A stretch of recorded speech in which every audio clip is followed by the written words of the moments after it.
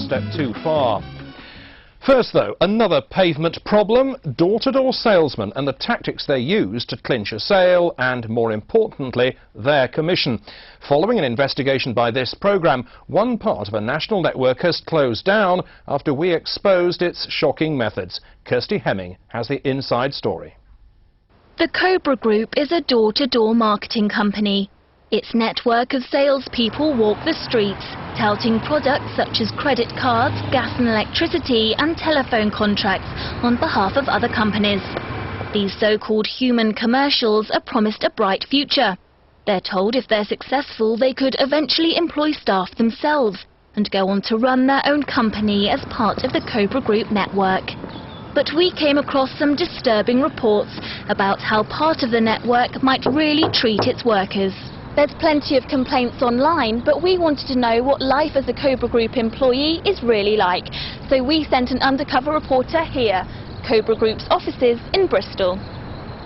Our inside man was not taken on by Cobra itself, but by a Cobra partner company called Rhino Force Promotions. He was going to be selling N-Power gas and electricity door to door.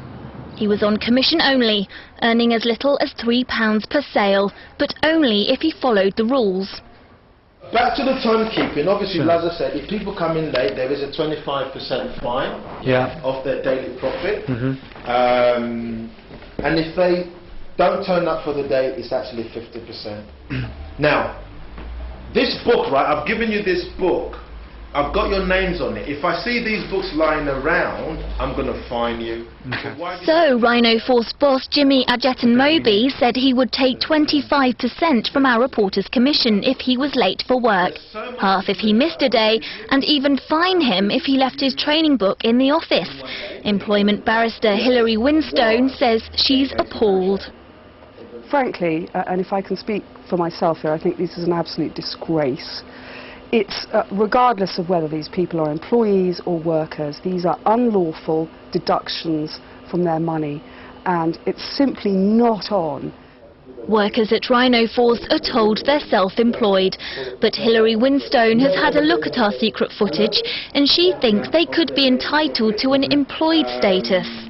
The insistence upon set working hours, the imposition of fines if somebody doesn't turn up or if somebody's late, and so on.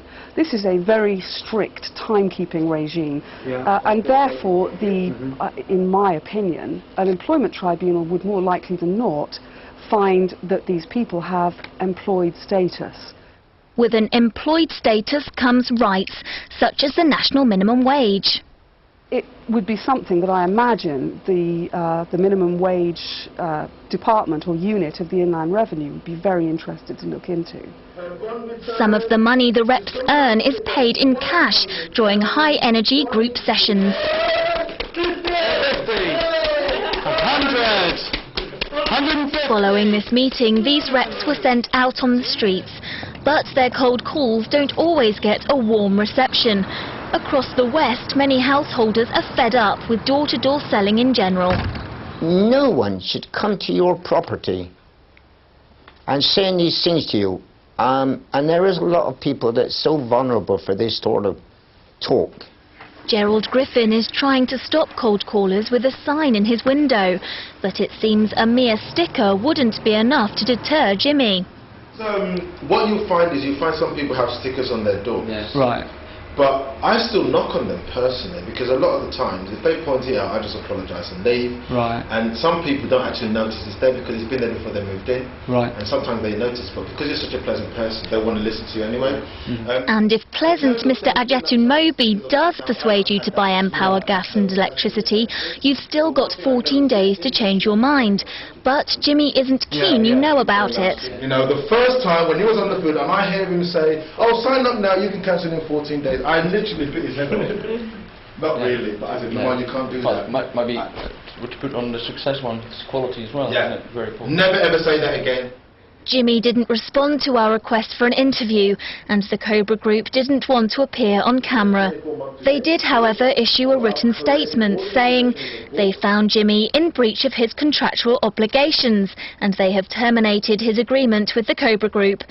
They were shocked, to say the least, upon learning of the practices being undertaken in relation to field representatives. They said, "We were equally shocked to learn of the disregard of the 14-day cooling-off period, and we are at a loss to understand why Jimmy would not adhere to guidelines."